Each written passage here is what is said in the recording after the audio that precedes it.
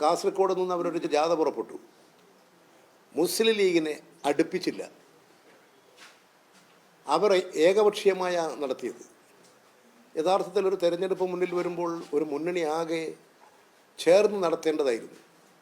പക്ഷെ അവർ ലീഗിനെ കൊണ്ട് നടന്നാൽ അത് കോൺഗ്രസ്സിന് അപകടമുണ്ടാക്കും എന്ന് മനസ്സിലാക്കി മുസ്ലിം ലീഗുമായി ചേർന്നാൽ ഞങ്ങളുടെ വോട്ടിൽ കുറവ് സംഭവിക്കും എന്ന് പറഞ്ഞുകൊണ്ട് ലീഗിനെ മാറ്റി നിർത്തുന്ന നിലപാടാണ് സ്വീകരിച്ചത്. ഇത് തത്വാധിഷ്ഠിതമായ ഒരു നിലപാട് സ്വീകരിച്ചുകൊണ്ട് മതനിരപേക്ഷത ഉയർത്തിപ്പിടിക്കാൻ കോൺഗ്രസ്സിന് കഴിയാത്തതിൻ്റെ ഫലമായി അവർ ചെന്നെത്തിയിട്ടുള്ള ഒരു മഹാ ദുരന്ത ഭൂമിയാണത്. അതുകൊണ്ട് കോൺഗ്രസിൻ്റെ ഈ അവസരവാദപരമായ നിലപാടുകൾ, RSSനോടുള്ള മൃദു സമീപനങ്ങൾ, കാരണം ഇവിടെ തന്നെ കണ്ണൂരിലറിയാം, KPCC പ്രസിഡന്റ് തന്നെ പറഞ്ഞത് RSSൻ്റെ ശാഖയ്ക്ക്, പരിശീലന ശാഖയ്ക്ക്, RSSൻ്റെ ട്രെയിനിങ് കേന്ദ്രങ്ങൾക്ക് കാവൽ നിന്ന പാർട്ടിയാണ് കോൺഗ്രസ്. ആ പാരമ്പര്യം തന്നെയാണ് ഇപ്പോഴവർ തുടർന്നുകൊണ്ടിരിക്കുന്നത്. ഇപ്പോഴും RSSൻ്റെ ശാഖയ്ക്ക് കാവൽ നിൽക്കുകയാണ് കോൺഗ്രസ് ചെയ്തുകൊണ്ടിരിക്കുന്നത്. ആ നിലയിലേക്ക് കോൺഗ്രസ് ഈ കേരള രാഷ്ട്രീയത്തിൽ അധപ്പതിച്ചിരിക്കുകയാണ്. ഇത് കേരളത്തിലെ ജനങ്ങൾ, മതനിരപേക്ഷത ജനങ്ങൾ മനസ്സിലാക്കും. ഈ കേരള രാഷ്ട്രീയത്തിൽ ഇടതുപക്ഷം ശക്തിപ്പെട്ടാലേ മതന്യൂനപക്ഷങ്ങൾക്കും പിന്നോക്ക വിഭാഗങ്ങൾക്ക് രക്ഷയുണ്ടാകും. ഇന്ത്യൻ പാർലമെൻറ്റിനകത്ത് ഇടതുപക്ഷത്തിൻ്റെ ശബ്ദം വർദ്ധിക്കണം, ഇടതുപക്ഷ സ്വാധീനം വർദ്ധിക്കണം. ഇന്ന് ഇന്ത്യൻ രാഷ്ട്രീയം നേരിടുന്ന ഏറ്റവും വലിയ ആപത്ത് ഇടതുപക്ഷ സ്വാധീനത്തിൻ്റെ കുറവാണ്. അതുകൊണ്ട് ഇന്ത്യൻ പാർലമെൻറ്റിൽ ഇടതുപക്ഷത്തിൻ്റെ അംഗസംഖ്യ വർദ്ധിപ്പിക്കുക, ഇടതുപക്ഷ സ്വാധീനം വർദ്ധിപ്പിക്കുക, അതിലൂടെ ഇടതുപക്ഷ മതേതര ജനാധിപത്യ പാർട്ടികളെ യോജിപ്പിച്ച് നിർത്തുക, അതിൻ്റെ മുഖ്യ കേന്ദ്രമായി പ്രവർത്തിക്കാൻ ഇടതുപക്ഷത്തിന് കഴിയണം. അതിന് ഇന്ത്യൻ പാർലമെൻറ്റിലേക്ക് വലിയ സംഭാവന നൽകാൻ കഴിയുന്ന, വലിയ തരത്തിൽ ഇന്ത്യൻ പാർലമെൻറ്റിൻ്റെ പരിപാവനതയെ കാത്തു സൂക്ഷിച്ചുകൊണ്ട് മതനിരപേക്ഷത കാത്തു സൂക്ഷിക്കാനുള്ള പോരാട്ടം ശക്തിപ്പെടുത്താൻ കഴിയുന്നൊരു സംസ്ഥാനമാണ് കേരളം. ഈ 24-ലെ നിയമസഭാ പാർലമെൻറ്റ് തെരഞ്ഞെടുപ്പ് ആ ദൗത്യം നിർവഹിക്കും. ഈ കണ്ണൂരിൽ സുധാകരൻ മത്സരിക്കുന്നില്ലെങ്കിൽ ആ സീറ്റ് നമുക്ക് വേണമെന്ന് ലീഗ് പറഞ്ഞിരുന്നു. ആ ഘട്ടത്തിലാണ് സുധാകരൻ പറഞ്ഞ് ഞാൻ മത്സരിക്കുന്നുണ്ട്. അപ്പോൾ ലീഗിനെ ശരിക്കും അവർ ഒരു വഞ്ചിക്കുന്ന രീതിയിലേക്ക് ആണോ ഇപ്പോൾ വീണ്ടും മത്സരിക്കുന്നത്? ലീഗിനെ പരിഹസിച്ച് ഒന്നും വല്ലാതാക്കി തീർത്തു. ലീഗ് എവിടെ ചെന്നെത്തിയിരിക്കുകയാണ്? അവർക്ക് ഇനി മുന്നോട്ട് പോകാൻ കഴിയാത്ത സാഹചര്യമാണ്. അവരുടെ ഒരു യുവജന നേതാക്കളെയും അവർക്ക് പരിഗണിക്കാൻ കഴിഞ്ഞില്ല. എല്ലാ പാർട്ടികളും യുവജന നേതാക്കളെ പരിഗണിക്കുന്നുണ്ട്. മുസ്ലിം ലീഗിനകത്താകട്ടെ നല്ല യുവജന നേതാക്കളുണ്ട്. പക്ഷെ ആരെങ്കിലും പരിഗണിച്ചോ? അവരെല്ലാം യഥാർത്ഥത്തിൽ യുവസമൂഹത്തെ തന്നെ നിരാകരിക്കുന്ന നിലപാടാണ് ഇപ്പോൾ മുസ്ലിം ലീഗ് സ്വീകരിച്ചിട്ടുള്ളത്. അതുകൊണ്ട് കണ്ണൂർ സീറ്റ് വന്നപ്പോൾ അത് ലീഗിന് കൊടുക്കേണ്ടി വരും എന്നൊരു അഭിപ്രായം ഉയർന്നു വന്നപ്പോൾ സുധാകരൻ മത്സരിക്കുന്നു, നിലവിലുള്ള MP-മാർ മത്സരിക്കുന്നു എന്ന നിലപാട് സ്വീകരിച്ച് അവരെ പുറത്താക്കി. അവരുടെ 2 സീറ്റ് പ്രഖ്യാപിക്കുന്നവരെ കാത്തു നിന്നു. അതിൽ ഒതുക്കി വെക്കുകയാണ്. ഇത് മുസ്ലിം ലീഗിൻ്റെ പിന്നിൽ അണിനിരന്ന ബഹുജനങ്ങൾ ആലോചിക്കണം, മുസ്ലിം ലീഗ് ആലോചിക്കണം. ഇങ്ങനെ ഒരു ആശ്രയ ജീവിതം വേണോ? ആശ്രയിച്ചൊരു പാർട്ടിക്ക് എത്ര കാലം നിലനിന്ന് പോകാൻ കഴിയും എന്ന് ലീഗ് ചിന്തിക്കുന്നത് അവർക്ക് നല്ലതാണ്. അതുപോലെ മറ്റൊരു വിഷയം, ഗവർണർ ഈ മടക്കിയ ഒരു ബില്ലാണ് രാഷ്ട്രപതി ഒപ്പിട്ടിരിക്കുന്നത്. എങ്ങനെയാണ്?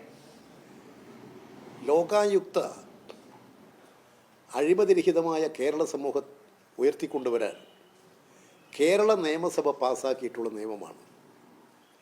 ആ നിയമത്തിൻ്റെ പരിപാവനത കാത്തു സൂക്ഷിക്കാൻ കാലോചിതമായിട്ടുള്ള നടപടികൾ ഏത് നിയമത്തിനും ആവശ്യമുണ്ട്.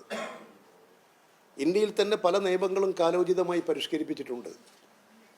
നിയമങ്ങളെ ദുരുപയോഗപ്പെടുത്തുകയോ നിയമങ്ങളുടെ ലക്ഷ്യം സാക്ഷാത്കരിക്കപ്പെടാൻ കഴിയാതെ വരികയോ ചെയ്യുമ്പോൾ സ്വാഭാവികമായും നിയമനിർമ്മാണ സഭയ്ക്ക് അത് പരിശോധിക്കാനും നിയമനിർമ്മാണ സഭയ്ക്ക് ചർച്ച ചെയ്തുകൊണ്ട് നിയമം നിർമ്മിക്കാനും ഭേദഗതി വരുത്താനുമുള്ള അധികാരമുണ്ട്. കേരള നിയമസഭ ചർച്ച ചെയ്ത് അംഗീകരിച്ച നിയമമാണ് ലോകായുക്ത. ആ ലോകായുക്തക്ക് നിയമത്തിന് അംഗീകാരം കൊടുക്കാതെ ഗവർണർ ആ ബില്ല് തടഞ്ഞു വെച്ചു. പല ബില്ലും തടഞ്ഞു വെച്ചതുപോലെ ഗവർണർ അതും തടഞ്ഞു വെച്ചു. ആ ബില്ല് തടഞ്ഞു വെക്കാനും ലോകായുക്ത നിയമത്തിന് അംഗീകാരം കൊടുക്കാൻ പാടില്ലെന്ന് ഗവർണറുടെ അടുത്ത് ചെന്ന് RSSകാരും BJPക്കാരും കോൺഗ്രസ്സുകാരും പറഞ്ഞു.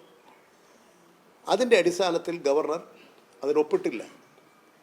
അങ്ങനെ ഒപ്പിടാതിരുന്ന അവസരത്തിൽ കേരളം നിയമസഭ പാസ്സാക്കിയൊരു നിയമം ഒരു ജനാധിപത്യ സംവിധാനമാണ്. ഇതൊരു ജനാധിപത്യ ഭരണ സംവിധാനത്തിൻ്റെ ഭാഗമാണ് നിയമസഭ. ആ നിയമസഭയ്ക്ക് അധികാരമുണ്ട്.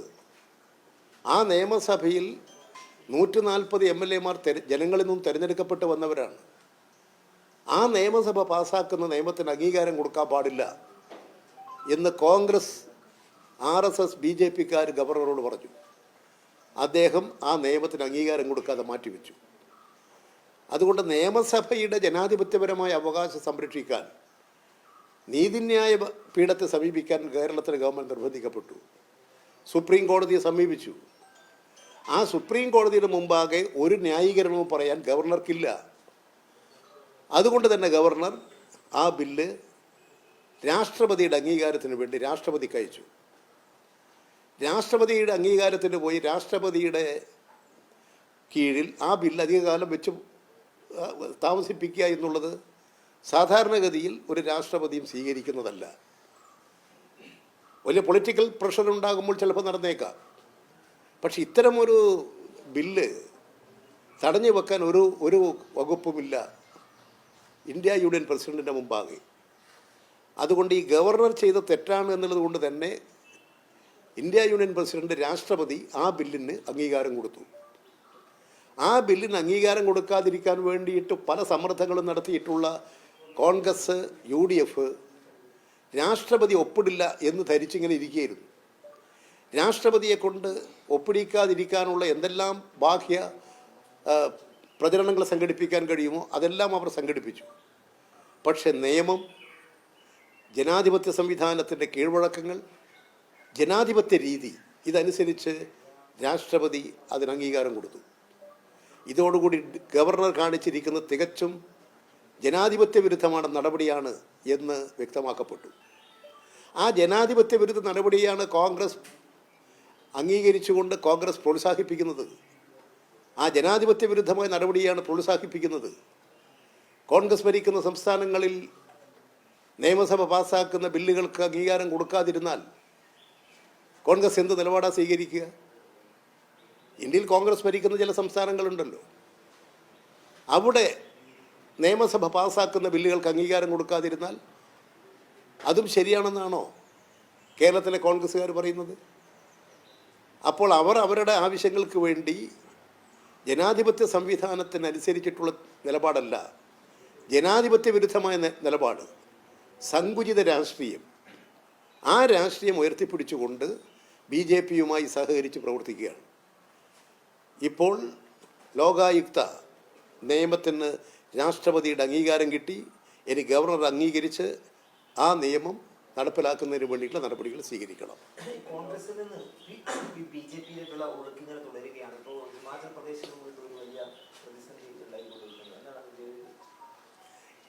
ഈ വടക്കേ ഇന്ത്യൻ സംസ്ഥാനങ്ങളിൽ മാത്രമല്ല, കേരളത്തിൽ നിന്നും കോൺഗ്രസിൽ നിന്ന് BJPയിലേക്ക് പലരും ചേക്കേറിക്കൊണ്ടിരിക്കുകയാണ്. കോൺഗ്രസിൻ്റെ അണികളിൽ നിന്ന് തന്നെ പലരും BJPയിലേക്ക് പോവുകയാണ്. കോൺഗ്രസിൻ്റെ രാഷ്ട്രീയ നിലപാടാണ് ഇതിന് കാരണം. അവരുടെ അഴകുഴമ്പൻ നിലപാടുകൾ മതനിരപേക്ഷതയോട്, ജനാധിപത്യത്തോട് ഒരു ശരിയായ നിലപാട് സ്വീകരിച്ച് പ്രവർത്തിക്കാൻ അവർ കഴിയാതിരിക്കുക, ഇന്ത്യയുടെ മുമ്പിൽ ഉയർന്നു വന്നിരിക്കുന്ന വർഗീയ ഫാസിസ്റ്റ് വിപത്ത് ഇന്ത്യയിലെ പാർലമെൻ്റ് ജനാധിപത്യത്തിന് നേരെ കടുത്ത ആക്രമണമാണ് RSS സംഘപരിവാർ നടത്തിക്കൊണ്ടിരിക്കുന്നത്. 146 MPമാരെ സസ്പെൻഡ് ചെയ്തിട്ടാണ് അവർ തെരഞ്ഞെടുപ്പ് കമ്മീഷൻ നിയമിക്കാനുള്ള നിയമം പാസ്സാക്കിയത്. തെരഞ്ഞെടുപ്പിൽ തന്നെ അവർക്ക് ഇഷ്ടമുള്ള ആളുകളെ തെരഞ്ഞെടുപ്പ് കമ്മീഷനാക്കി വെക്കാൻ നിയമം പാസ്സാക്കിയാൽ എവിടെ പോയിരുന്നു കോൺഗ്രസ്? അതിന് അവർക്കൊരു പ്രതിഷേധവുമില്ലല്ലോ. 146 MPമാരെ പുറത്താക്കിയപ്പോൾ ഏതെങ്കിലും ഒരു കോൺഗ്രസ് MPയുടെ മണ്ഡലത്തിൽ എന്തെങ്കിലും ഒരു പ്രതിഷേധ പ്രകടനം നടന്നോ? അതിനൊന്നും കോൺഗ്രസ് ഇല്ല, UDF ഇല്ല. ഇവിടെ കേരളത്തിൽ ഇടതുപക്ഷ ഗവൺമെൻറ് നടപ്പിലാക്കിക്കൊണ്ടിരിക്കുന്ന ജനോപകാരപ്രദമായ നടപടികളെ എതിർക്കുകയാണ് അവരുടെ ലക്ഷ്യം. ഇവിടെ ജനാധിപത്യത്തിനും മതനിരപേക്ഷതയ്ക്കും ഫെഡറൽ സംവിധാനത്തിനുമെതിരെയുള്ള ആക്രമണമാണ്. ഇന്ത്യയിലെ സംസ്ഥാനങ്ങളെ ദുർബലമാക്കുകയാണ്. ഇപ്പോൾ നിങ്ങൾ നോക്കൂ, അടുത്ത കാലത്ത് കേരള സുപ്രീം കോടതിയിൽ കേരള ഗവൺമെൻറ് ഒരു കേസ് ഫയൽ ചെയ്തു. കേന്ദ്രം കേരളത്തോട് കാണിച്ചിരിക്കുന്ന അവഗണന, സാമ്പത്തികമായ അവകാശ നിഷേധം, ഇതിനെതിരായിട്ട് കോടതിയിൽ പോയി. എന്താ കോടതി പോയ അവസരത്തിൽ BJP നേതൃത്വം പറഞ്ഞത്, കേന്ദ്ര ഗവൺമെൻറ് പറഞ്ഞത്? സുപ്രീം കോടതിയിൽ കൊടുത്ത കേസ് പിൻവലിച്ചാൽ നിങ്ങൾക്ക് 13,500 കോടി തരാം. ഇതാണ് ഒരു ഫെഡറൽ സംവിധാനത്തിൻ്റെ സത്ത. ഇത് ഏതെങ്കിലും ഒരു പാർട്ടിയെ അടിസ്ഥാനപ്പെടുത്തി തീരുമാനിക്കേണ്ടതാണോ? ഒരു സംസ്ഥാനത്തിൻ്റെ അധികാരമല്ലേ, ഒരു സംസ്ഥാനത്തിൻ്റെ അവകാശമല്ലേ? കേസ് കൊടുത്തിരിക്കുന്നത് കൊടുക്കാത്തതിനല്ലേ? ആ ആനുകൂല്യങ്ങൾ, അതിന് അർഹതപ്പെട്ട ആനുകൂല്യങ്ങൾ കൊടുക്കുക എന്നുള്ളതിന് പകരം കേസ് പിൻവലിച്ചാൽ ഇതെന്താ BJPയുടെയും കേന്ദ്ര ഗവൺമെൻറ്റിൻ്റെയും ഔദാര്യമാണോ? നിങ്ങൾ നോക്കി എത്രമാത്രം ദുർബലമായിരിക്കുകയാണ് കേന്ദ്ര ഗവൺമെൻറ്, എത്രമാത്രം തെറ്റായ നിലപാട് സ്വീകരിച്ചിരിക്കുകയാണ്.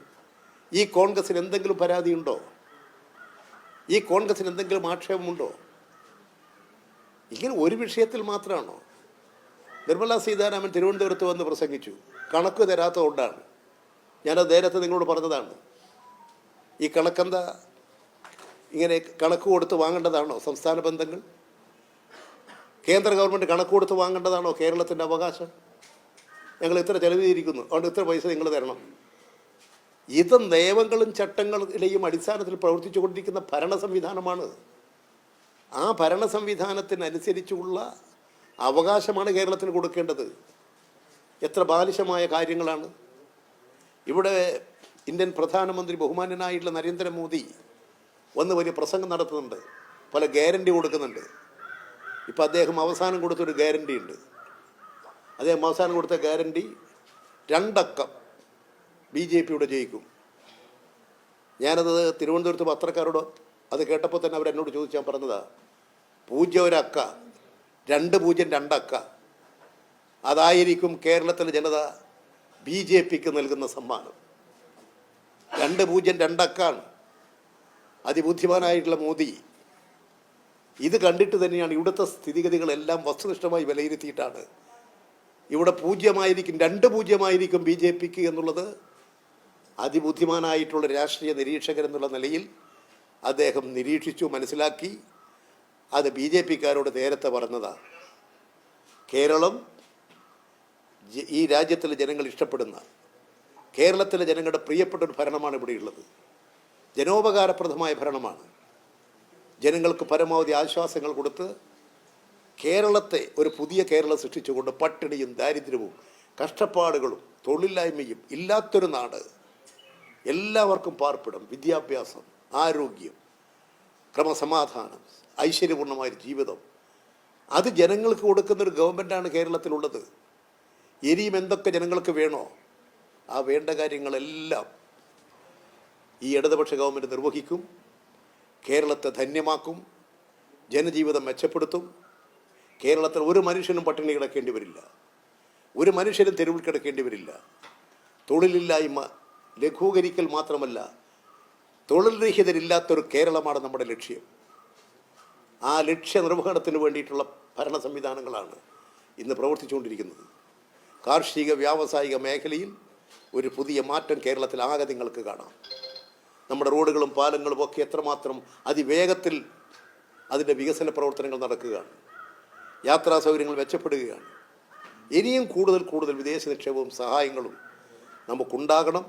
ഇതിനെല്ലാം സമാഹരിച്ചുകൊണ്ട് 3.5 കോടി മലയാളികളുടെ ജന്മനാട്, ഒരു പുതിയ കേരളം, ഒരു സമ്പുഷ്ടമായ ഐശ്വര്യപൂർണമായ ഒരു കേരളം, അത് കെട്ടിപ്പടുക്കലാണ് ഇടതുപക്ഷ മുന്നണിയുടെ ലക്ഷ്യം. ആ ജൈത്രയാത്രയിലാണ്, ആ കുതിച്ചുകയറ്റത്തിലാണ് ഞങ്ങൾ എല്ലാവരുടെയും സഹായങ്ങളും സഹകരണങ്ങളോടെ ആ ദൗത്യം പൂർത്തീകരിക്കാൻ ഞങ്ങൾ ആഗ്രഹിക്കുന്നു. എല്ലാവരുടെയും സഹായഹസ്തം ഇടതുപക്ഷ മുന്നണിയുടെ ഭാഗത്തേക്ക് നീട്ടിത്തരണം. ഇടതുപക്ഷ ജനാധിപത്യ മുന്നണിയെ ശക്തിപ്പെടുത്തണമെന്ന് എല്ലാ സ്നേഹജനങ്ങളോടും ഞങ്ങൾ വിനയപുരസരം അഭ്യർത്ഥിക്കുകയാണ്. ടി പി കേസിലെ പ്രതികളെ CPI നേതാക്കൾ ന്യായീകരിക്കുകയാണെന്ന് വിമർശനം കോൺഗ്രസ് ഉന്നയിക്കുന്നു. അവർ വടകരയിലെ തെരഞ്ഞെടുപ്പ് പ്രചാരണത്തിൽ ഇത് ആയുധമാക്കുകയും ചെയ്യുകയാണ്. അത് പ്രതിഫലിക്കുമോ ടി പി കേസ് വടകരയിൽ? അതൊന്നും ജനങ്ങളിൽ പ്രതികരിക്കാൻ പോകത്തില്ല. ഇതെല്ലാം ജനങ്ങളുടെ മുമ്പിൽ എല്ലാ വസ്തുതകളും നിരന്നു നിൽക്കുന്നതാണ്. നിരപരാധികളെ ശിക്ഷിച്ചതുകൊണ്ട് ഈ കേസിൽ വിജയമായി എന്ന് ധരിക്കരുത്. ഈ കേസിൽ യഥാർത്ഥത്തിൽ എല്ലാവർക്കും അറിയാം, CPM ഇതിൽ ഈ കേസിലോ ഈ പ്രശ്നത്തിലോ ഭാഗമായിരുന്നില്ല. എന്നാൽ ആ കേസിൽ UDF ബോധപൂർവം കോഴിക്കോട് പാർട്ടി നേതാക്കളെയും പാർട്ടി പ്രവർത്തകരെയും ഉൾക്കൊള്ളിച്ച് അത് രാഷ്ട്രീയമായ മുതലെടുപ്പിന് വേണ്ടി പരിശ്രമിച്ചു. ഞങ്ങളുടെ പാർട്ടി സഖാക്കളെയും നേതാക്കളെയും ഉൾപ്പെടുത്തിയില്ലായിരുന്നുവെങ്കിൽ ഞങ്ങൾക്ക് ആ കേസിൻ്റെ പിന്നാലെ ഞങ്ങൾ നടക്കില്ല. ഞങ്ങളുടെ പാർട്ടി സഖാക്കളെയും പ്രധാനപ്പെട്ട നേതാക്കളെയൊക്കെ ആ കേസിൽ ഉൾപ്പെടുത്തി. അപ്പോൾ അവരെ ഒന്നും തൂക്കിക്കൊല്ലാത്തത് കൊണ്ട് വിഷമിച്ച് നടക്കുന്ന ആളുകളുണ്ട്.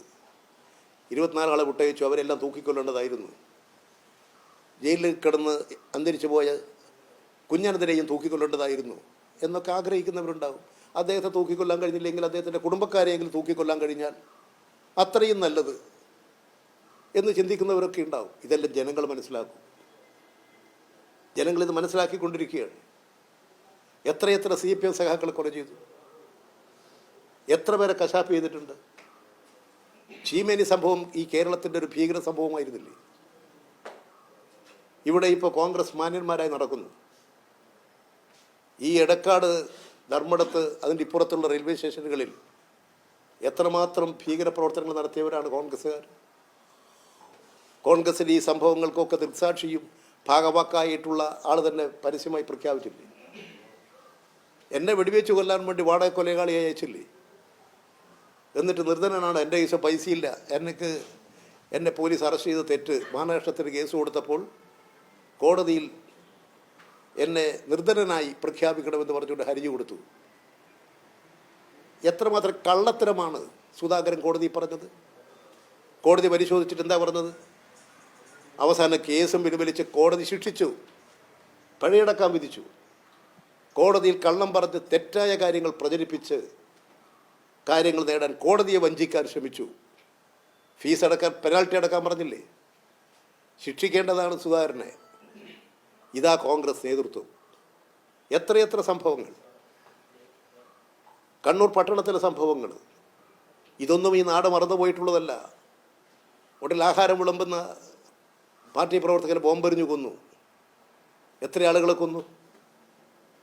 ഇതെല്ലാം സഹിച്ച് തന്നെയാണ് ഇടതുപക്ഷ പ്രസ്ഥാനം വളർന്നു വന്നത്, കമ്മ്യൂണിസ്റ്റ് പാർട്ടി, മാർക്സിസ്റ്റ് വളർന്നു വന്നത്. നമ്മുടെ കണ്ണൂർ ടൗണിലെ പഴയ ഓഫീസേഴ്സ് ക്ലബിൻ്റെ കോർണറിൽ വെച്ചിട്ടാണ് അവിടുത്തെ ഹോട്ടൽ ബോംബെറിഞ്ഞത്. അവിടെ ഒരു സഹ പടിഞ്ഞു മരിച്ചത്. എന്തെല്ലാം സംഭവങ്ങൾ നടത്തിയിട്ടുണ്ട്. അതുകൊണ്ട് ഈ ഗൂണ്ടായുസവും കൊലപാതകവും നടത്തിയവർ ഇപ്പോൾ മാന്യന്മാരായി രംഗപ്രവേശനം ചെയ്യുന്നു. ആ കൊലപാതക സംഘത്തെ ന്യായീകരിക്കാൻ ഇപ്പോൾ പുതിയ ചില ആളുകൾ പുറപ്പെട്ടിരിക്കുന്നു. അവർക്കാകട്ടെ CPMകാരെ തൂക്കിക്കൊല്ലാത്തതിലാണ് ദുഃഖം. അതുകൊണ്ട് ഞങ്ങൾ ഒരു തെറ്റിനെയും പ്രേരിപ്പിക്കുന്നതോ പ്രോത്സാഹിപ്പിക്കുന്നവരല്ല, ഒരു കൊലപാതകത്തെയും പ്രോത്സാഹിപ്പിക്കുന്നവരല്ല. കൊലപാതകത്തെ അങ്ങേറ്റം ശക്തമായി എതിർത്ത് പരാജയപ്പെടുത്താൻ പോരാടുന്നവരാണ്. കാരണം ഞങ്ങൾ അനുഭവിച്ചുകൊണ്ടിരിക്കുന്നവരാണ്. അങ്ങനെ ഇതെല്ലാം ജീവിതത്തിൽ അനുഭവിച്ചിട്ടുള്ളൊരു പാർട്ടിയാണ് ഞങ്ങൾ. അതുകൊണ്ടാണ് ജനങ്ങളെ സംരക്ഷിക്കാൻ, ഒരു തരത്തിലുള്ള അക്രമ പ്രവർത്തനങ്ങളും രാജ്യത്തുണ്ടാകാതിരിക്കാൻ എത്രയോ കഷ്ടതകളും ത്യാഗങ്ങളും സഹിച്ച് കമ്മ്യൂണിസ്റ്റ് പാർട്ടി, മാർക്സിസ്റ്റ് പ്രവർത്തിച്ചുകൊണ്ടിരിക്കുന്നത്. ആ പാർട്ടിയെ കളങ്കപ്പെടുത്താൻ, ഒരു കൊലപാതകത്തിൻ്റെ പേരിൽ പാർട്ടിയെ ആക്രമിക്കാൻ ആര് പുറപ്പെട്ടാലും അതെല്ലാം തിരിച്ചറിയാൻ കഴിയുന്ന ജനങ്ങളുണ്ട്, തിരിച്ചറിഞ്ഞ ജനങ്ങളുണ്ട്. അവരെ തെറ്റിദ്ധരിപ്പിക്കാൻ സാധിക്കില്ല. ഇനി കോടതി നിയമപരമായിട്ട് അതിലുള്ള നിരപരാധികളായിട്ടുള്ള ആളുകൾക്ക് ഇനിയും കോടതിയുണ്ടല്ലോ, കോടതിയെ സമീപിക്കാം. നിരപരാധിത്വം തെളിയിക്കാൻ ഏത് ഇന്ത്യൻ പൗരനും ഒരു കോടതി ശിക്ഷിച്ചാൽ അതിന് തമ്മിൽ അപ്പീൽ പോകാനുള്ള അവകാശമുണ്ട്. നിരപരാധിത്വം തെളിയിക്കാൻ ഓരോ നിരപരാധിക്കും അവകാശമുണ്ട്. ഇനിയുമുണ്ടല്ലോ കോടതി. അതെനിക്ക് പറയാൻ പറ്റില്ല. ഞങ്ങളുടെ പാർട്ടിയിലെ ചില ആളുകളെ ബോധപൂർവ്വം അതിൽ കൂട്ടിച്ചേർത്തിട്ടുണ്ട്. അതെല്ലാവർക്കും അറിയാം. മോഹനമാഷ് ഇതിനെ കൂട്ടിച്ചേർത്ത്. ഇപ്പോൾ ഒരു കോടതി വിധി പറഞ്ഞത് കൊണ്ട് ഞാനതിൻ്റെ മേലെ മറ്റൊരു വാദഗതി ഇപ്പോൾ ഉന്നയിക്കുന്നില്ല. പക്ഷേ അത് കോടതിയിൽ തെളിയിക്കപ്പെടാം. ഹൈക്കോടതി ഇനിയും കോടതി ഉണ്ടല്ലോ, ആ കോടതി പറയട്ടെ. ആ പരമോന്നത കോടതിയിലേക്ക് നമുക്ക് പോകാം. നിരപരാധികൾക്ക് പൂർണ്ണമായും ഇന്ത്യൻ ജുഡീഷ്യറി നിരപരാധികളെ, ഒരു കുറ്റവാളിയെ പോലും നിരപരാധിയെപ്പോലും ശിക്ഷിക്കരുത്. ഇന്ത്യയുടെ പരമോന്നതമായ നീതിശാസ്ത്രം അതാണ്. അതുകൊണ്ട് അത്തരത്തിലൊരു നീതിശാസ്ത്രം നിലനിൽക്കുന്ന ഇന്ത്യയിൽ നിരപരാധികൾക്ക് അവരെ നിരപരാധിത്വം തെളിയിക്കാനുള്ള അവസരമുണ്ട്. അവരാ നിരപരാധിത്വം തെളിയിക്കും. നിരപരാധികൾക്ക് രക്ഷപ്പെടാം, കുറ്റവാളികളെ ശിക്ഷിക്കപ്പെടാം. അതെങ്ങനെ ഞാൻ പറയുക? ഇത് കമ്മ്യൂണിസ്റ്റ് പാർട്ടി മാർക്സിസ്റ്റ് ആ കേസിൽ ഇൻവോൾവ്ഡ് ആയിരുന്നില്ല. പ്രതികളെ അറസ്റ്റ് ചെയ്ത് വന്ന് ആ കേസിൽ പിന്നീട് ഗൂഢാലോചന കുറ്റം ചുമത്തുന്നു. കമ്മ്യൂണിസ്റ്റുകാരെ പ്രതികളാക്കാനാണ്. അതിനുവേണ്ടി കഥകൾ ഉണ്ടാക്കുന്നു. അതിനുവേണ്ടി മോഹനൻ മാഷെ അറസ്റ്റ് ചെയ്യുന്നു. ഇതെല്ലാം ഈ നാട്ടിൽ നടന്നതല്ലേ? കുഞ്ഞനന്തനെ അറസ്റ്റ് ചെയ്യുന്നു. ഇതെല്ലാം ഇതിൻ്റെ ഭാഗമായി വന്നതല്ലേ? ഇതെല്ലാം എല്ലാവർക്കും അറിയാം. അതുകൊണ്ട് നിരപരാധികൾക്ക് നിരപരാധിത്വം തെളിയിക്കാനുള്ള അവകാശമുണ്ട്. കുറ്റവാളികളെ തീർച്ചയായും കോടതി അതിൻ്റെ എല്ലാ വശവും പരിശോധിച്ച് കുറ്റവാളികളെ ശിക്ഷിക്കും. ഞങ്ങൾ കുറ്റവാളികൾക്ക് ശിക്ഷ കൊടുക്കുന്നതിനൊന്നും ഞങ്ങളിതിനല്ല. പക്ഷെ നിരപരാധികളെ ശിക്ഷിക്കാൻ പാടില്ല. ഞങ്ങളെ അതിൽ കൂട്ടിച്ചേർത്തതാണ്. അതിലിപ്പോൾ മോഹനൻ മാഷയാണ് ഇപ്പോൾ ഒഴിവാക്കിയിട്ടുള്ളത്. ഇനി മോഹനൻ മാഷി തൂക്കിക്കൊള്ളണമെന്ന് പറഞ്ഞിട്ടാണ് ഇപ്പോൾ ചിലരെല്ലാം പോകുന്നത്. വിട്ടയച്ച നേരത്തെ കേസിൽ നിന്ന് ഒഴിവാക്കിയ കോടതി വിട്ടവരുണ്ട്. അവരെയും തൂക്കിക്കൊള്ളണമെന്ന് പറഞ്ഞിട്ടാണ് ഇപ്പോൾ പോകുന്നത്. കുറേ ആളെ തൂക്കിക്കൊല്ലാൻ ആഗ്രഹിച്ച് നടക്കുന്നവർ അവിടെയുണ്ട്. അവരെയും ജനങ്ങൾ തിരിച്ചറിയും. ആരാണെന്നുള്ളത് നോക്കേണ്ടത് എൻ്റെ ചുമതലയല്ലല്ലോ. ഞാൻ ചോദിക്കുന്ന ആരാണെന്നുള്ള കാര്യങ്ങൾ ഇതിൽ പ്രതികളില്ലേ? അത് ശരിയായ നിലയിൽ അന്വേഷണം പോയാലല്ലേ നടക്കുക. ആ ശരിയായ നിലയിൽ അന്വേഷണം പോകാതെ അത് എടുത്ത് CPM നേരെ തിരിച്ചുവിടാൻ നടപടി സ്വീകരിച്ചതിൻ്റെ ഫലമാണ് ഇന്നത്തെ പ്രശ്നം. നേരെ മറിച്ച് കുറ്റവാളികളെ കണ്ടെത്തി കുറ്റവാളികളെ നീതിപീഠത്തിൻ്റെ മുമ്പിൽ കൊണ്ടുവന്ന് ശിക്ഷിച്ചാൽ ഒരാളും ഇടപെടില്ല. അതിൽ CPM പ്രവർത്തകന്മാരെയും നേതാക്കളെയും ഉൾപ്പെടുത്തി ആ കേസിൻ്റെ കുറ്റവാളികളെ ശിക്ഷിക്കുക എന്നുള്ളതിൽ നിന്ന് വ്യതിചലിച്ചു പോലീസ്.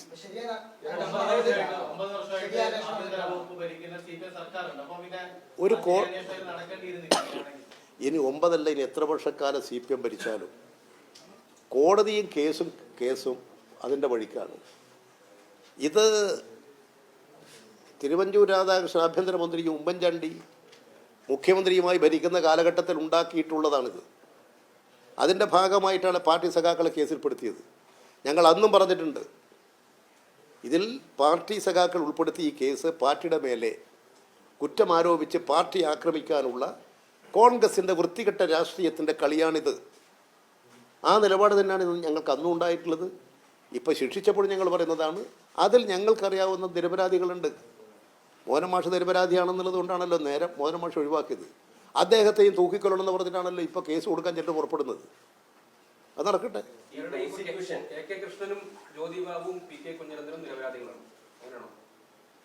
നിരപരാധിത്വം ഇന്ന് ആളുകൾ നിരപരാധി ഇപ്പോൾ കോടതി ശിക്ഷിച്ചിരിക്കുകയാണ്. അത് ആ കോടതി വിധിയെ മറികടക്കാൻ അതിൻ്റെ നിരപരാധികൾക്ക് ആ കോടതിയുടെ വിധി തെറ്റാണെന്ന് പറഞ്ഞ് കോടതിയിൽ പോകാൻ അധികാരമുണ്ട്. ഇപ്പോൾ ആ കോടതി വിധി വരുന്നത് വരെ ഇതാണ് നിലനിൽക്കുക. എൻ്റെ ഒരു അഭിപ്രായം അല്ലിത്. ഈ കേസിൽ എൻ്റെ അഭിപ്രായത്തിനനുസരിച്ചിട്ടല്ല ഇതിൻ്റെ നിലനിൽപ്പ്. ഇപ്പോൾ കോടതി ഒരു വിധി പറഞ്ഞിട്ടുണ്ട്. ആ കോടതി വിധിയുടെ മേലെയാണ് കാര്യങ്ങൾ നിൽക്കുന്നത്. ആ കേസിൽ ശിക്ഷിക്കപ്പെട്ടവരായിട്ടുള്ളതിൽ നിരപരാധികളുണ്ട്. അവർക്ക് അവരുടെ നിരപരാധിത്വം തെളിയിക്കാൻ കോടതിയിൽ പോകാം. പാർട്ടി സഖാക്കളെ ഉൾപ്പെടുത്തി ഈ കേസ് അട്ടിമറിക്കുകയാണ് ചെയ്തത് കോൺഗ്രസ്. അതിൻ്റെ മേലെ പാർട്ടി സഖാക്കളെ ശിക്ഷിക്കാൻ അവർക്ക് വല്ലാതെ വ്യഗ്രതയായിരുന്നു. ആ വ്യഗ്രതയുടെ ഭാഗമായിട്ടാണ് മോഹനൻ മാഷെയൊക്കെ അറസ്റ്റ് ചെയ്ത് ഈ കേസിൽ ഉൾപ്പെടുത്തിയത്. ഇനി മോഹനൻ മാഷെ വിട്ടയച്ചത് തെറ്റാണെന്നും 24 ആളുകൾ നേരത്തെ വിട്ടയച്ചത് തെറ്റാണെന്നും പറഞ്ഞുകൊണ്ടാണല്ലോ ഇപ്പോൾ വീണ്ടും പുറപ്പെട്ടത്. ഇവരെല്ലാം തൂക്കിക്കൊല്ലേണ്ടതാണെന്ന് പറഞ്ഞുകൊണ്ടാണല്ലോ ചിലർ പുറപ്പെട്ടിട്ടുള്ളത്. അപ്പോൾ ആ കേസുകളൊക്കെ കോടതിയിൽ വരുമ്പോൾ എല്ലാവർക്കും നീതി തേടി ഉപരിക്കോടതിയിൽ പോകാനുള്ള അവകാശമുണ്ട്. ആ അവകാശം തീർച്ചയായും അവരുപകരിക്കും. ആ ഉപരിക്കോടതി കാര്യങ്ങൾ പറയുന്നത് വരെ ഇന്ന് കോടതി പറഞ്ഞിട്ടുള്ളതാണ് നിലനിൽക്കുക. ഞാൻ പറഞ്ഞല്ലോ, എനിക്ക് ഏറ്റവും അടുത്ത് അറിയുന്ന ഒരാളാണ് കുഞ്ഞനന്ദൻ. ഞാൻ കുഞ്ഞനന്ദനെ കുറിച്ച് പറഞ്ഞല്ലോ. കുഞ്ഞനന്ദനെ ഒരിക്കലും ഇത്തരം ഒരു കാര്യം ചെയ്യാൻ മനസ്സ് പോയിട്ട് അദ്ദേഹത്തെക്കുറിച്ച് അറിയുന്ന ഒരാളും പറയില്ല. ഇപ്പോൾ പക്ഷേ അയാളെ കുറ്റവാളിയെ പ്രഖ്യാപിച്ചിരിക്കുകയാണ്. പക്ഷെ എനിക്കറിയാവുന്ന ഒരാളാണ് അദ്ദേഹം.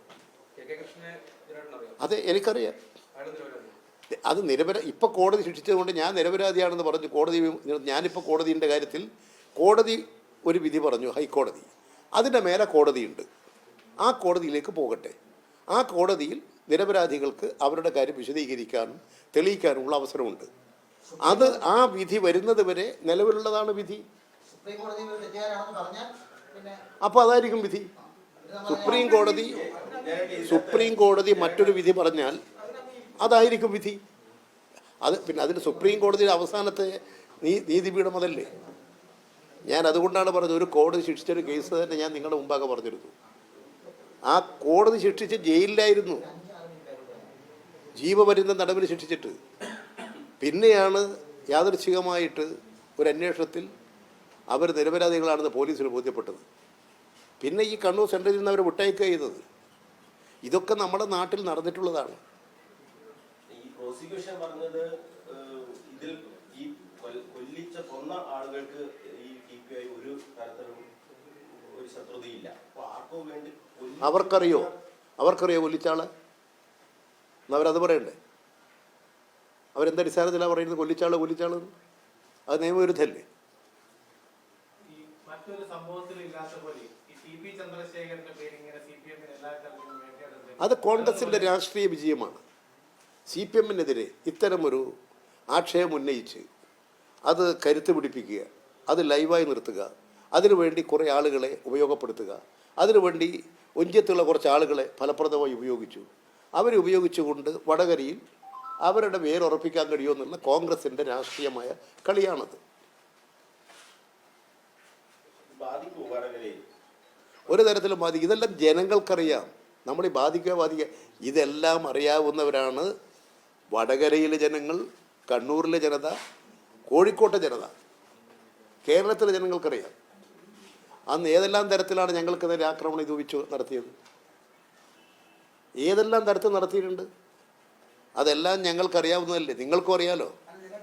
ഒരു പ്രതിയുടെ കല്യാണത്തിന് തലശ്ശേരി MLA ഷംസീർ പോകുന്നു, വിവാഹമൊക്കെ നടത്തി കൊടുക്കുന്നു. അതെങ്ങനെയാ ഒരു പാർട്ടി MLA പോയിട്ട് ഈ കേസിൽ പ്രധാന പ്രതിയുടെ വീട്ടിൽ പോയിട്ട് കല്യാണത്തിൽ പങ്കെടുക്കുക, കല്യാണം നടത്തി കൊടുക്കാനൊക്കെ മുൻകരുതൽ നിൽക്കുന്നത്? അതിലെന്താ തെറ്റ്? ഞാൻ ചോദിക്കുന്ന ഒരു ചോദ്യം അതാണ്. ഒരാളുടെ പേര് കുറ്റം ആരോപിച്ചിരിക്കുന്നു. നമ്മുടെ ഈ നാട്ടിൽ രാഷ്ട്രീയക്കാരുടെ വീടുകളിലൊന്നും ആരും പോയി കല്യാണം നടത്തി കൊടുക്കില്ലേ? രാഷ്ട്രീയ ശത്രുത വെച്ചുകൊണ്ട് ഒരാളും മറ്റൊരാളുടെ കല്യാണത്തിൽ പങ്കെടുക്കില്ലേ?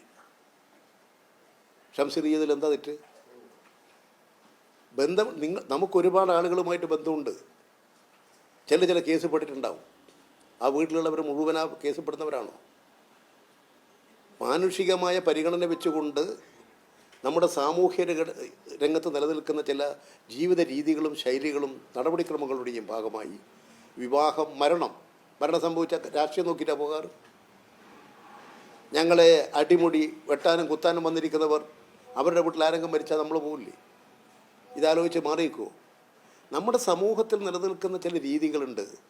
വ്യത്യസ്തമായ രാഷ്ട്രീയത്തിലുള്ളവർ കൊണ്ട് രാഷ്ട്രീയ വിരോധം വെച്ചുകൊണ്ടൊന്നും ഇത്തരം സാമൂഹ്യ പ്രശ്നങ്ങളിൽ മാറി നിൽക്കാറില്ല.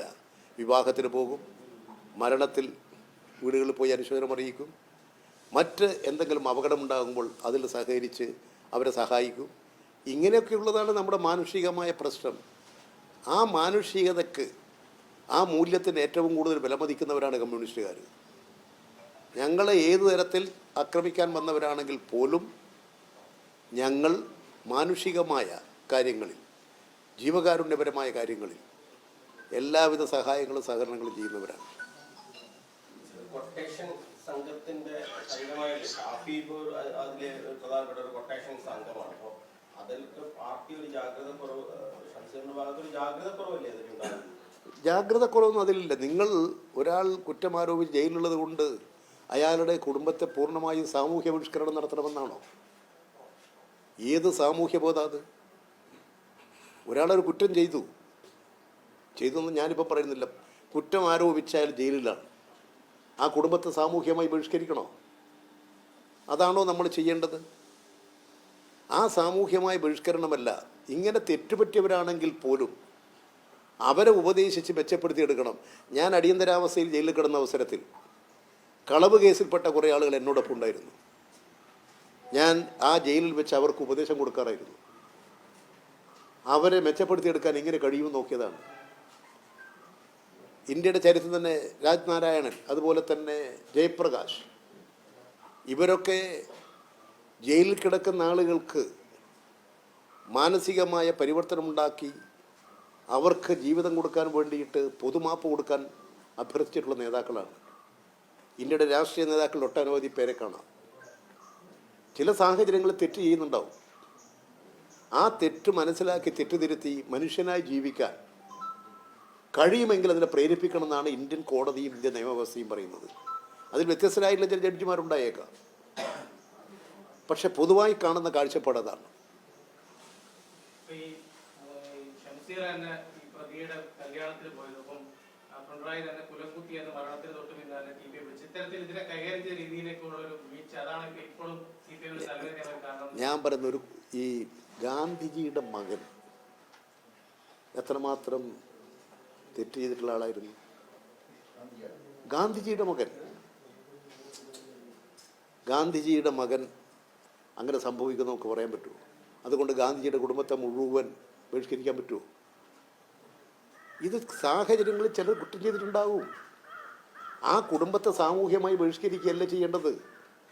ഇങ്ങനെ തെറ്റ് ചെയ്യുന്നവരെ ആ തെറ്റുകളിൽ നിന്ന് പ്രേരിപ്പിക്കാതെ അതിൽ നിന്ന് വിമുക്തരാക്കാൻ നമുക്ക് എന്ത് സംഭാവന ചെയ്യാൻ കഴിയും എന്നാണ് നാം നോക്കേണ്ടത്. അതാണ് ഈ സമൂഹം പ്രതീക്ഷിക്കുന്നത്. അതാണ് ആധുനിക കാലഘട്ടത്തിലെ പരിഷ്കൃത സമൂഹം.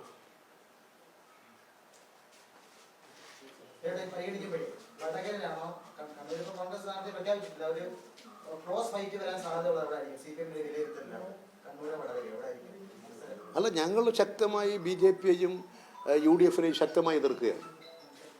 ഞങ്ങൾ രാഷ്ട്രീയ നയത്തിൻ്റെ അടിസ്ഥാനത്തിൽ കേരളത്തിലെ 20 മണ്ഡലങ്ങളിൽ മത്സരിക്കുകയാണ്. എല്ലാ സ്ഥലത്തും ഞങ്ങൾ ശത്രുക്കളുമായി ഏറ്റുമുട്ടുകയാണ്.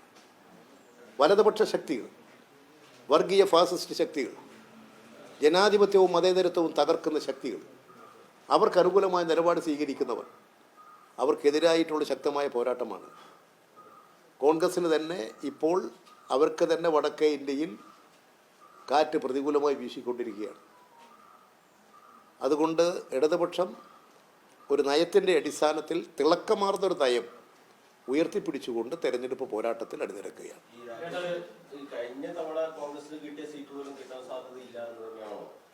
അത് കിട്ടില്ല എന്നുള്ളത് എല്ലാവർക്കും അറിയാവുന്നതാണ്. ഇന്ത്യ മുന്നണി അധികാരത്തിൽ വരാൻ കോൺഗ്രസിനെ ജയിക്കണോ? കേരളത്തിൽ ഞങ്ങൾ ജയിച്ചാൽ പോരെ? അതെ, ഉള്ള സ്ഥലത്ത് കോൺഗ്രസ് തന്നെ ജയിക്കണമെന്നില്ല. BJP വിരുദ്ധ ശക്തികൾ കർണാടകത്തിൽ എങ്ങനെയാണ് ജയിച്ചത്? കർണാടക നിയമസഭാ തെരഞ്ഞെടുപ്പിൽ കോൺഗ്രസിൻ്റെ ശക്തി കൊണ്ടല്ല, BJP വിരുദ്ധ തരംഗം. BJP എങ്ങനെ തോൽപ്പിക്കാം, ആർക്ക് തോൽപ്പിക്കാം, അതാണ് അവിടുത്തെ വോട്ടർമാർ ചിന്തിച്ചത്. അവർ വോട്ട് ചെയ്തു. ജയിക്കാൻ കഴിഞ്ഞത് കോൺഗ്രസിനായിരുന്നു. കോൺഗ്രസ് ധരിച്ചു, അഹങ്കാരത്തോടു കൂടി പറഞ്ഞു ഞങ്ങളെ ശക്തിയാണ്. ഇപ്പം തിരിച്ചടി വന്നുകൊണ്ടിരിക്കുന്ന ഇത് തന്നെയാണ് അവർക്ക്. രാജസ്ഥാനിൽ കഴിഞ്ഞ നിയമസഭാ തെരഞ്ഞെടുപ്പിൽ BJPക്കെതിരായിട്ട് ശക്തമായ നിലപാട് അവർ സ്വീകരിച്ചിരുന്നുവെങ്കിൽ അവിടെ BJP അധികാരത്തിൽ വരുമായിരുന്നോ? അവിടെ 9 സീറ്റിൽ കോൺഗ്രസ് തോറ്റത് ഒരു മാക്സിമം 5000-ന് താഴെയാണ്.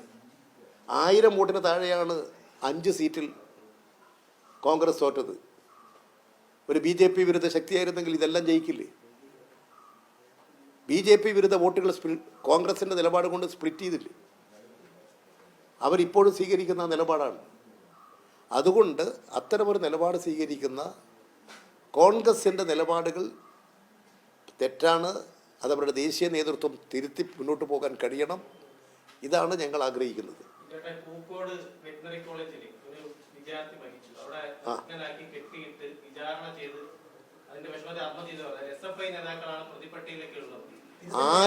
ആര് പ്രതിപ്പട്ടികയിലുണ്ടായാലും തിരക്കേടില്ല. തെറ്റാണ്. കുറ്റവാളികൾക്കെതിരെ ശക്തമായ നടപടി പോലീസ് സ്വീകരിക്കും. ഒരു കുറ്റവാളിയെയും രക്ഷപ്പെടാൻ കേരളത്തിൽ ഇടതുപക്ഷ ഗവൺമെൻറ് അനുവദിക്കില്ല.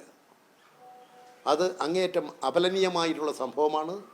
അതിൽ SFIയുടെ ചിലർക്ക് ബന്ധമുണ്ട് എന്ന ആക്ഷേപം വന്നതിൻ്റെ അടിസ്ഥാനത്തിൽ SFIയുടെ സംസ്ഥാന കമ്മിറ്റി തന്നെ SFIയിൽ നിന്ന് 4-5 ആളുകളെ പുറത്താക്കി കഴിഞ്ഞു.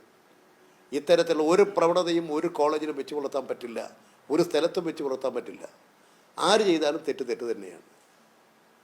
ഇവിടെ ഇടുക്കിയിൽ ഞങ്ങളുടെ സഖാവിനെ കുത്തിക്കൊന്ന് ഞങ്ങൾ കണ്ടതല്ലേ.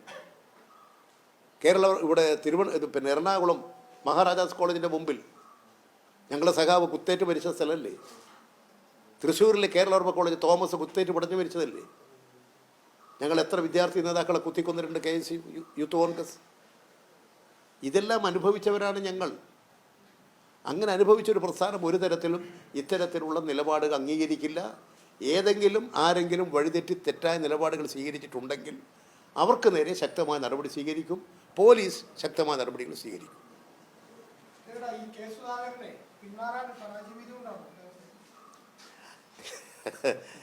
സുധാകരൻ്റെ കാര്യം എന്താണ് അയാൾ പറയുന്നത് എന്നുള്ള കാര്യങ്ങളൊക്കെ നിങ്ങൾക്കറിയാമല്ലോ. അതുകൊണ്ട് എന്തും പറയാം, എന്തും ചെയ്യാം. അത് കോൺഗ്രസ് ആ തരത്തിലാണ്. കേരളത്തിലെ ജനങ്ങൾ ഇതിനെക്കുറിച്ച് ചിന്തിക്കണമെന്ന് ഞാൻ പറയുന്നു. ഈ കേരളം ഈ കോൺഗ്രസിനെ പോലെ നശിക്കരുത് ഞങ്ങൾ ആഗ്രഹിക്കുകയാണ്.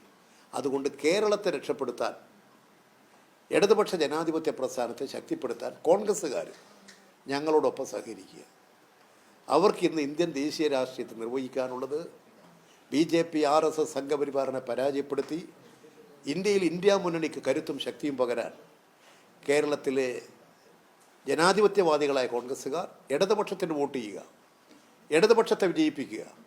ആ ദൗത്യം നിർവഹിക്കാൻ കോൺഗ്രസ്സിന് കഴിയട്ടെ. BJP വിരുദ്ധ ശക്തികളെ മുഴുവൻ യൂണിഫൈ ചെയ്യാനാണ് ഞങ്ങൾ ആഗ്രഹിക്കുന്നത്. ഇന്ത്യയിൽ BJPക്കെതിരായിട്ടൊരു ബദൽ ഗവൺമെൻറ് ഉണ്ടാക്കാനാണ് ഞങ്ങൾ ആഗ്രഹിക്കുന്നത്. BJPയെ ഇന്ത്യയുടെ ഭരണാധികാരത്തിൽ നിന്നും താഴെ ഇറക്കാൻ, ഒരു ഭരണമാറ്റം സൃഷ്ടിച്ചെടുക്കാൻ ചെയ്യാൻ കഴിയാവുന്ന എല്ലാ കാര്യങ്ങളും ഇടതുപക്ഷം നിർവഹിക്കുന്നുണ്ട്, ഇടതുപക്ഷ ജനാധിപത്യ മുന്നണി നിർവഹിക്കുന്നുണ്ട്. അതിൻ്റെ കരുത്ത് ഞങ്ങൾക്ക് തരണം ജനങ്ങൾ. ഞങ്ങളുടെ കരുത്തിലൂടെ വേണം അത് ശക്തിപ്പെടാൻ. RSS സംഘപരിവാറിനെ തോൽപ്പിച്ചുകൊണ്ട് മതനിരപേക്ഷതയും ജനാധിപത്യവും ന്യൂനപക്ഷ സംരക്ഷണവും ഉറപ്പുവരുത്താൻ എല്ലാവരും ഇടതുപക്ഷ ജനാധിപത്യ ശക്തികളെ, ഇടതുപക്ഷ ജനാധിപത്യ മുന്നണിയെ പിന്തുണക്കുക, ശക്തിപ്പെടുത്തുക. ഇതാണ് ഞങ്ങൾക്ക് ജനങ്ങളോട് അഭ്യർത്ഥിക്കാനുള്ളത്. അല്ല, ആ പെൻഷനെല്ലാം ഞങ്ങൾ കൊടുക്കാതിരിക്കുന്ന കാര്യം ഞാൻ തന്നെ നിങ്ങളോട് പറഞ്ഞിട്ടുണ്ട്. കേന്ദ്ര ഗവൺമെൻറ് കേന്ദ്ര ഗവൺമെൻറ്റും നമുക്ക് നോട്ടടിക്കാനുള്ള അധികാരമില്ലാത്തൊരു ഗവൺമെൻറ്റാണ്. അത് കേന്ദ്ര ഗവൺമെൻറ് നോട്ടടിക്കാൻ പറ്റൂ. അടിക്കണമെങ്കിൽ അതിന് ചില നിലപാടുകളുണ്ട്. നമുക്കുള്ളത് ഇവിടെ നികുതി വിധിക്കുക. ആ നികുതി തന്നെ എല്ലാം GST എല്ലാം കേന്ദ്ര ഗവൺമെൻറ് വാങ്ങിക്കൊണ്ടുപോവാണ്. ₹1 കേരളത്തിൽ നികുതി പിരിക്കുമ്പോൾ 25 പൈസയാണ് കേരളത്തിന് തരുന്നത്. അതുകൊണ്ട് നമുക്ക് പൈസയില്ല. എങ്കിലും ഫലപ്രദമായൊരു മാനേജ്മെൻറ്റ് കൊണ്ട് കാര്യങ്ങളെല്ലാം നിർവഹിച്ചു വരികയാണ്. പെൻഷൻ കൊടുക്കുകയാണ്. ഇന്ത്യയിൽ 62 ലക്ഷം ആളുകൾക്ക് മാസം പ്രതി 1600 രൂപ പെൻഷൻ കൊടുക്കുന്ന ഗവൺമെൻറ് ഇന്ത്യയിൽ എവിടെയുണ്ട്? കേരളത്തിലല്ലാതെ. 1600 രൂപ 62 ലക്ഷം ആളുകൾക്ക് പെൻഷൻ കൊടുക്കുകയാണ്. ആ ഗവൺമെൻറ്റാണ് കേരളത്തിലുള്ളത്. ഞങ്ങൾക്ക് അത് വർദ്ധിപ്പിക്കണമെന്ന് ആഗ്രഹമുണ്ട്. അതൊരു മുടക്കവും കൂടാതെ എല്ലാ മാസവും 1-ാം തീയതി തന്നെ കൊടുക്കണമെന്നുണ്ട്.